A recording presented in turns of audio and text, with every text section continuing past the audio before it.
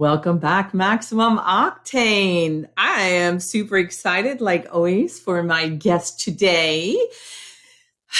I know I say that all the time, and y'all are probably very sick of hearing it. I just got a Texas accent from somewhere, Corey. I don't know where that just came from, y'all. I don't know who I must have been speaking to a few minutes ago that must have said that. So now with my new Texas accent, I will start over and say how excited I am. And I always tell my guest, Corey, that I do get so excited because I only get to have people that I want on here. So it'd be pretty horrible if I wasn't excited. So there's That's that. right. So joining me today is Mr. Corey Perlman. And Corey, you are the founder of Social Impact Social Media, correct? That's correct. Correct. So I would love social media is you cannot for 1 second of your life not hear something about social media, the impact that it has, positive and negative, how it's completely changing trends and businesses and culture. And we've seen so many things, even with stocks, what happens when somebody gets on social media and starts talking about a stock or telling someone stay away or doing anything. The power of social media right now is a machine and a monster that, holy cow, how did you get started with this? Because this is a pretty tough industry, right? I mean, everybody's like claims that they understand social media, that they can do things, that they can increase your search value and all of those things, but not everybody really can do that. So how did you decide, let me jump into this monster of a thing and take this on? Yeah, you're right. There was, I used to say back in the day that mortgage brokers would all of a sudden become social media experts. And, it was just kind of funny how the world certainly jumped on the social media bandwagon pretty quickly.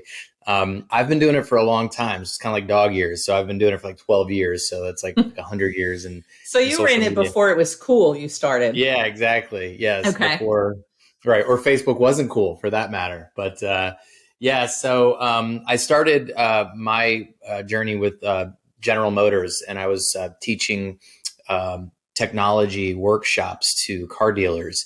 At the time, we were talking about internet marketing more than social media. And then, I noticed that, I would kind of share it in a way that would make them understand, even though it was a very kind of technical stuff that we were talking about. So, especially for a bunch of old car guys. Yeah, exactly. So I thought that other industries would get it as well. So I wrote a book called eBoot Camp. And it was really just simple digital strategies for businesses. And it did really well and made it on all the top of the Amazon lists at the time. And that kind of launched my speaking and consulting career. And then I started talking about social media on stages and such. And audiences would be excited about it, but they also didn't know where to start or what to do. So I'd say, well, we can do it for you. And then I'd have myself or my wife or somebody start to do the work for them. And then we got overwhelmed and too busy and started hiring people. And that's how my agency was born. So that's how we got to where we are today. We do social media for over 50 businesses around the world and having a good time doing it. So many questions are running through my head right now. So I'm going to try to keep them in order and not just overwhelm you and be like, bang, bang, bang, bang, bang. So you mentioned about the car dealerships, and I come from that world years and years ago for a short stint in, besides online and the internet and looking things out, but social media had to totally change what was going on with the car dealerships, because car dealerships used to be all about buying the car. They didn't care about service. They didn't care about any of the other things. You went in, you bought the car, and the other stuff was like secondary or F. They bought it, they didn't. And then when the internet started gaining popularity and people could actually look up prices online and start seeing that completely changed the game for them. So I would imagine that getting out there in front of it, using social media to kind of flip the narrative a little bit and say, okay, here's these other things we can do for you. This is, all that had to be so paramount to their success and even dealerships staying open, I would think.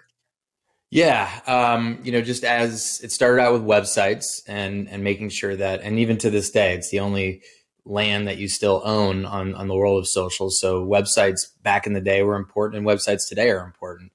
And then it was, being easily found when people were searching for different cars or dealerships. And that's still important today. And then social media is really about connecting with your customers and kind of making people feel connected to you and your values and your culture and who you are as a company and how you do business with people. And you can try to swear off social or not be a part of it, but the new buyer today, the millennials, the Gen Zers, the alpha, whatever you want to call the different younger generations, if you're not on social, they don't hear about you.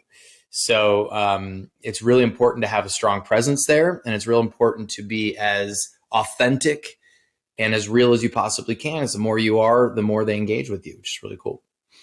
I love that because it's a virtual representation of everything who you are. And I don't think there's still a lot of people out there that don't understand the power of that. And every business has some kind of a presence on social media, and either you're driving the bus or it's probably running you over because, right. If you're not controlling it. So how do you, because this is an ever moving thing, in every second, it seems like, I'm getting something in my inbox that's like, this algorithm change. This is now what people are looking for. Now don't use that word. Yes, now put this word. All of these things. How do you possibly stay up with that and keep current with what's going on? Well, one of the things I suggest for businesses is to avoid the shiny penny syndrome, which just means that every time something new comes along, you jump headfirst as quickly as possible, because oftentimes, it's a fad that doesn't last. I think back to Snapchat. Even though Snapchat's around, it didn't do what we all thought it was going to do from a business perspective. Periscope, Google Plus, some of these other tools that everyone thought was going to take over never did. So I think that just being weary of trying to be everywhere and doing all things mediocre at best is not the best strategy. And instead, my suggestion is to focus on a few and do them really well, to pay attention to what's coming. And if your audience starts asking about it, or if you start finding out that your customers are very active on those platforms, that's a good time to start planting your flag there. So just as an example, the one that's really hot today, obviously, is TikTok. People ask me about it all the time. So I say, well, who's your audience? And if they tell me 18-year-olds, 21-year-olds, 24-year-olds, then absolutely, man, you got to be all over TikTok. But if your audience is 30, 35, 40, 50, that's not your priority. Instagram for sure, LinkedIn potentially, even Facebook are probably your priorities. So I would really recommend focusing on who your audience is and where they are spending the most time on social. We speak with our members all the time, and given what I do, a lot of my friends and acquaintances ask me if, advice on different things. And honestly, today, I'm just like, listen, you need to have a team. You have to have a team. You have to have somebody that's really fabulous with your taxes, another one that's really fabulous on retirement, another one that understands HR, another one that really understands social media.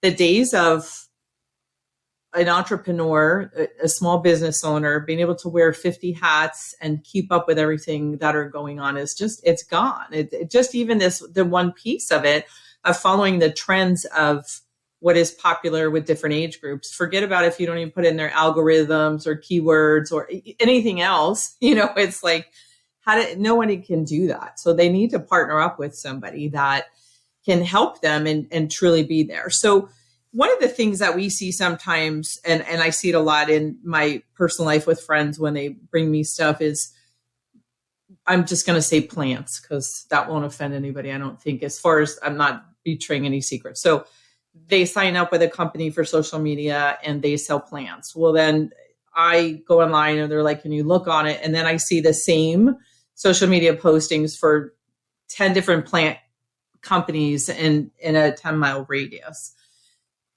What are some of the things that people should be asking when we're working with somebody such as yourself, your agency, or anybody else, of how do they make sure, I know I'm stacking questions, I'm sorry, but how do they make sure that they're getting that like personalized service and that somebody's really looking at them and their company and not just doing a blanket thing for every plant business that they have in their portfolio? Yeah, it's a good question. And definitely a concern because when your social looks like everyone else's, if it looks like a brochure or a billboard, then it's not doing you justice or a good service to you. So going back to what you first started sharing, I do want to make a point that when it comes to a team, there's usually a big mistake that businesses make with social, and I just want to clear it up. It's not that you're not a part of your social media. The way we tend to do it is say that I'm the business owner. It's my job to help create the content or the ideas and things. I want to be involved in that process, so in part of the team, and so when we work with businesses, they help us with content creation ideas. Where the team comes into play is executing. Like the big kind of shock that I usually tell people on podcasts like this that nobody kind of surprises, I don't go to social media very often. And it's so weird to say as I'm a social media expert or whatever, but I'm not on there posting every day because I wouldn't be able to do this with you. Right. It's a full-time job in itself. So my job is to create content, is to do things like this, or to write, or to come up with ideas. And then my team's job is to take that and make it social media friendly and get it out on all the different platforms, hashtags, @signs, all that stuff, make it pretty. That's not my job. I'm not good at that anyway. So I just want to mention that to the folks that are listening, that when they think about what is their role versus somebody else's, that's how I would structure it if I were them. Well, I'm glad you brought that up, because with a lot of things, when somebody has a team, and I guess I didn't word that right, but the team is supposed to partner with you, and they're not set it and forget it things. You have to ask questions. You have to give information.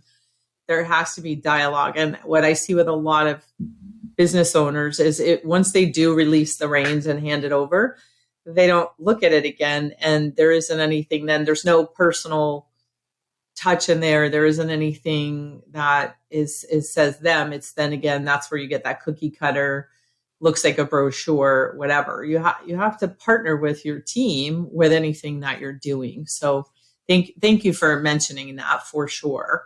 Well, and the problem real quick, Kim, to your point, and the data shows, I can tell you over 12 years of doing this, and to some degree, I wish it wasn't the case, but it is, that the more personal, the more humanized, the more candid the content, the better it does on social. The more commercialized, corporate, branded, standard, the worse it does. So that probably says to people, that's not what I wanted to hear, Corey. I'm like, I know. But so we challenge our businesses, how can we be more real? How can we show glimpses of behind the scenes and connections with the community and things of that nature? But really, instead of showing like perfect pictures, it's more about showing real, authentic stuff on social tends to move the needle better.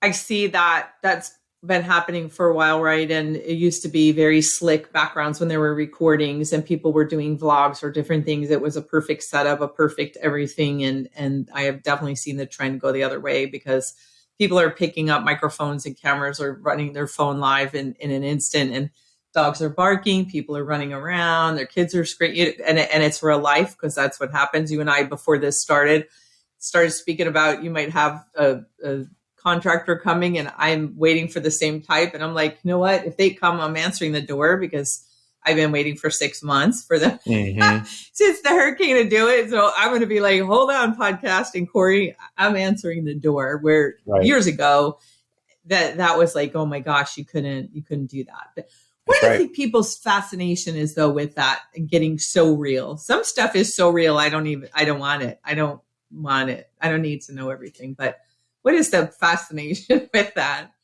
I think it's, it kind of, it's just one of those things that's what social media was born to do, so I think when it first came out, that's what we did. Like if you go back to your way back first Facebook posts and such, I mean, as silly as it was, we were telling people where we were, what we were doing, what we were eating, all that stuff.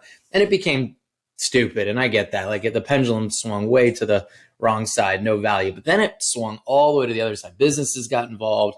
And it was just like, we're perfect. This is a billboard. This is a promotion. Come buy our stuff. And that's not what social media was intended to do. I mean, the first word is social, for that matter. It's not advertising. It's not a billboard. It's not a commercial. So, as with everything, I think it's somewhere in the middle. You can't be like total nonsense, no value whatsoever, just what am I eating? Of course not. But you can't be promotional and salesy. So you got to find that middle ground where you're adding value in a like, transparent, authentic way. So let's just use an example. Say it was like an auto detailing place or a repair shop. Some of the behind the scenes stuff that goes into start to finish on some of the services that you provide, I think would be helpful for people to see.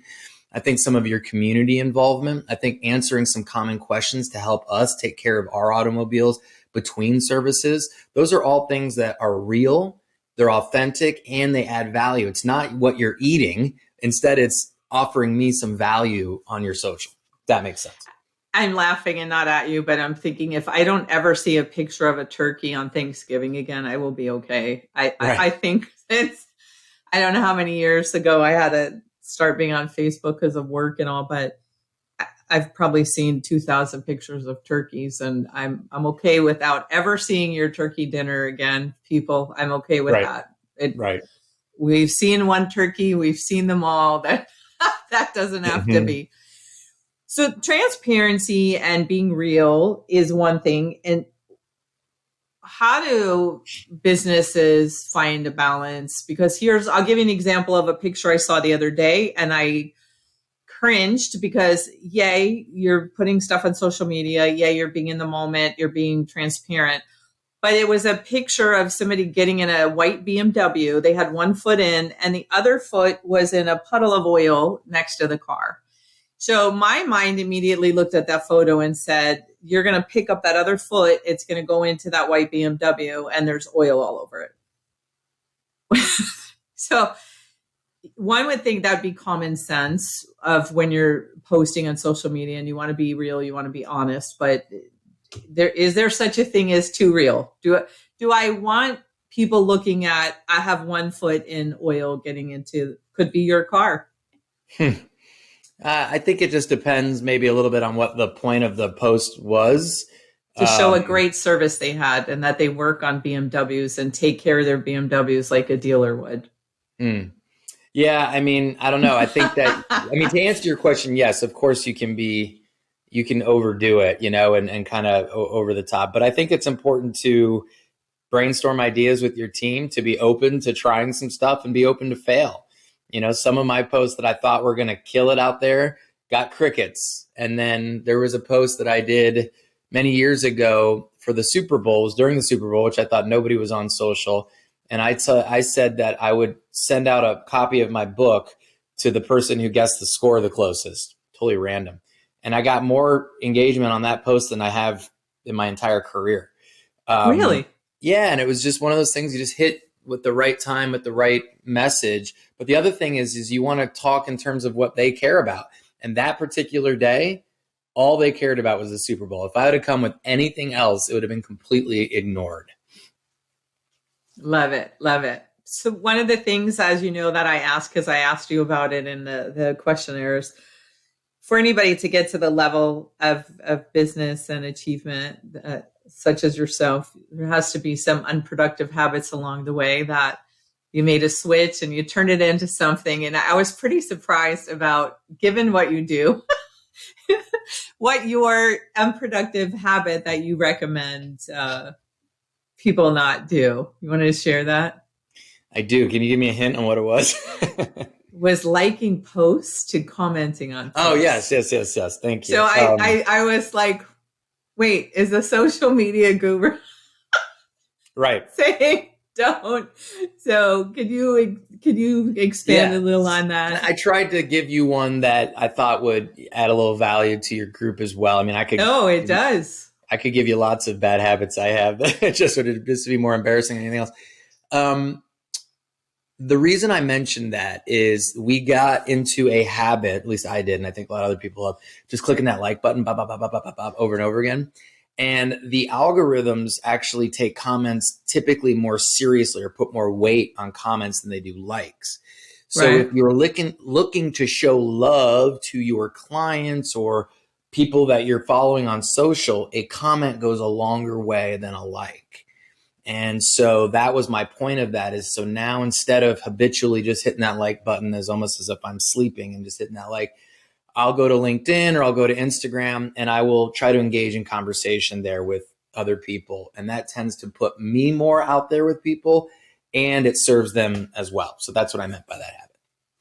I love that because people do spend a lot of time doing those likes and all, and they could do less of that and then spend a little bit of time on actual something that would bring value and help things. And I think help other people too. One of the benefits, I think, of social media and the power behind it is being able to read people's comments and, don't go here to eat because this happened or this place is great, but don't order the steak or any million examples that we can give. And I think that's really too where the power of this is, that you can look and read and see what are people saying, what, is it just oh, don't ever go there, where it kind of used to be like you had to go there or not. Now with social media, you're able to kind of read through and say, wow, okay, they have a phenomenal creme brulee, but don't have their coffee as weak or whatever, right? So it gives you more information about what's happening. And like you said, if you really want to support a business, that certainly helps a long way for that. And speaking of, I know that this comes up all the time in this industry of like comments and reviews and such. People ask like what we should, respond with and such. And so I just want to share just two quick tips on that, because I get asked it all the time. Should you respond to comments and reviews? Yes. Be as diplomatic as you possibly can. Try to solve the problem. What business owners don't realize is that we as consumers are okay with negative feedback. That we've come accustomed to seeing that and are okay with it. It's how you respond to that negative feedback as how we're going to base our decision on whether to work with you or not. So by you trying to solve the problem, being understanding, empathetic goes a long way. Now, that doesn't mean that you roll over, especially if somebody's picked the wrong business or whatever, but you still be respectful, right? And so I think that that's super important. And the other thing I mentioned to people is stop worrying so much about negative and continue to be proactive on positive. So a lot of times, and I notice this a lot in the industry, is people are killing it on Google My Business. 100, 200, 300, 400, 500 4 and 5 star reviews, but then they only have 3 on Yelp or 2.5 on Facebook or whatever. So stop worrying so much about Google and start focusing on these other platforms more. And when you have happy customers, ask for positive feedback and tell them the platforms that you'd like them to go to. Say, we're working on our Instagram right now. Would you mind going and just sharing a post? And they may say yes, they may say no, but if you ask enough times, that'll start to happen. That's excellent advice for sure. You mentioned about responding to reviews, and I had read at one time that you should look at it as if someone gave you a compliment or said something to you that you offended me or whatever it is, that if you were in person, you would immediately respond. And so if someone leaves a comment, you should respond to them within 24 hours, because anything longer than that seems either like you don't care, it's disrespectful. What's your opinion on that? Yeah, I'm fine with that timing as long as it's not emotionally charged. I think that it's important to not respond immediately, especially if it's negative, because we often are going to respond heated. And, so it's good to sleep on it, honestly, and then come back constructively and just say, hey, I appreciate the feedback, and sometimes, by the way, Kim, which is so cool, you can fix the problem. And when people, there actually was a study done a long time ago, and it was by Comcast, and they basically found that when a business responded to a review and helped resolve it, their overall satisfaction was higher than if it didn't happen at all. So that's super cool to know. But of course, sometimes you can't. And it's just like you're dealing with a crazy person and it's not going to work out. At that point, I always recommend take it offline. So if you're going back and forth and they're just not having it, hey, Samantha, I'm super sorry that this has occurred. My suggestion is give me your direct email or phone number. Let me see if I can give you a shout and we can work this out. And you leave it at that. Great advice. The sleep on it is very good. I see a lot of comments sometimes. And when I'm looking for goods or service or place to eat or something, and when I see on there that the owner of the establishment is responding nasty to any comment, I think to myself, what kind of leader is this person? What kind of that you would respond like that? And I Exactly. actually like to see some negative reviews because it might be because I grew up in New York, but I do not trust when every single thing is a 5-star and all the comments are like, they're perfect, they're perfect, they're perfect. I'm immediately, my antenna goes off and is like, wait, is there anybody could be that perfect? Could it be that amazing? How is there not one negative? Right. So I like to see, and as you said, that's one of the things that I look for is when there is a negative one, how is it responded to? And I hear from our members a lot of times that sometimes people will come in and say, I came in because of how you responded to whatever, and they hadn't been coming in before, but because of that made them say, I want to go give this place a try, Yeah. because I like you said, people know the world. We're not perfect and we're going to make mistakes. So it's, what do you do with the mistake and how do you handle it? That's exactly is right. the big thing. Yep. What are some other things that people should be aware of or be paying attention to? We've covered a good amount, that I think is really important. I would say, prioritize the platforms. I think in this industry, Instagram and Facebook are primary one and number two. Typically, I think Instagram using video and motion is an important aspect to that particular platform. The more movement you create with your content, the better it does with the algorithm. Instagram is fighting against TikTok, obviously, and TikTok is a entertainment platform, and so Instagram has had to move its mission from photography to entertainment. So if we give them more of that, they're going to serve it up to more of your audience. So that's one big thing I would recommend, is finding ways to create motion. And that doesn't mean you don't take photographs. It just means that you take photographs and you create motion with them. They're called carousel posts. So what that might look like in this industry is maybe you show a start to finish project that you're working on, and there's 8 images that go along with that.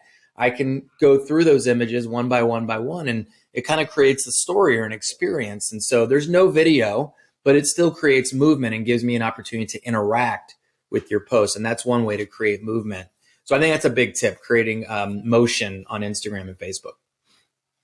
I love it. Love it. Love it. A lot of great information today for people that feel overwhelmed or they don't know what to do. Obviously, somebody such as yourself can help. And all of the links, by the way, will be, as always, in the comments for Corey and for his Instagram and the website, which is just coreyperlman.com, right? The website. And then we have your Instagram. All of that will be on there. But something for people, if they're kind of on the dragging their feet or they're not really involved in social media or have a toe, what should they do as soon as they're done listening to this? Besides call you. I think that doing a quick audit of what you got going online would be important, because you might have had an intern or a former employee who created a Snapchat channel for you or a TikTok, and it's got 2 followers and it hasn't been updated in 3 years. That's certainly not doing you any good, and it might even be providing a little harm to you. So I would just get a lay of the land, say, what's happening out there on my brand? Is it being engaged with? Is it being active? And then if it's not, I would make a decision, either start managing it or get rid of it strategically. Maybe you just say, Corey's right. My audience is 35 and above, and for the next few years, I am uninterested in TikTok. So just remove it. That's fine. Just, suspend the account. So that's the first thing. I would kind of look at what I've got, and then the platforms that we do care about, really deciding how can we move the needle a little bit more. Are we creating enough motion and video? Are we posting frequently enough? So that was one other thing people ask about that.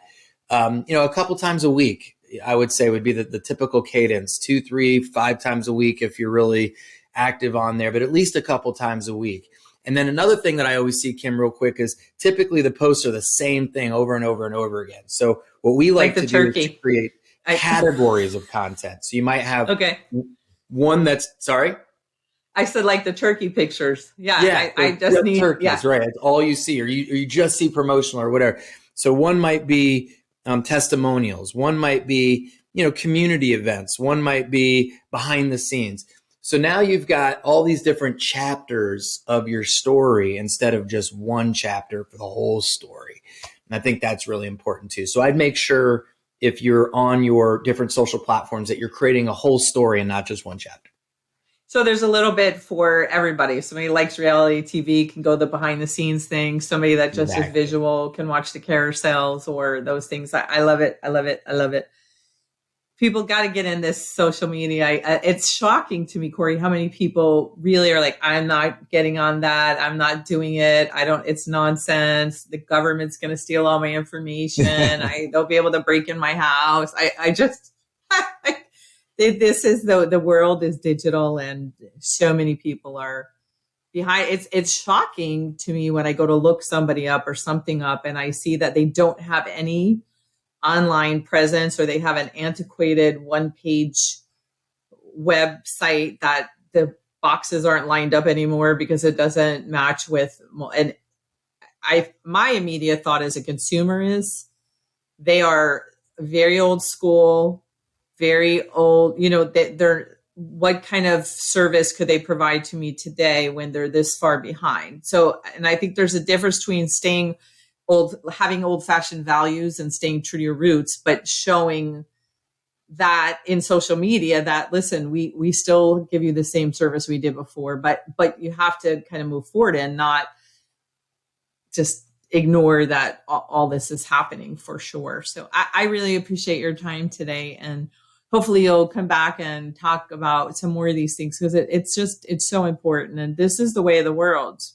The platforms will change, the modalities, but we live in a fishbowl now and everybody wants to see everything and there's just isn't any getting around it. So, well, I'll leave you with this, Kim, because you're absolutely right on all those points you just made. And I just for motivation for those that stuck with us to the end here, we always know some of this stuff has never changed. These are fundamentals. Like it takes multiple touches to earn a sale. It's always been that way.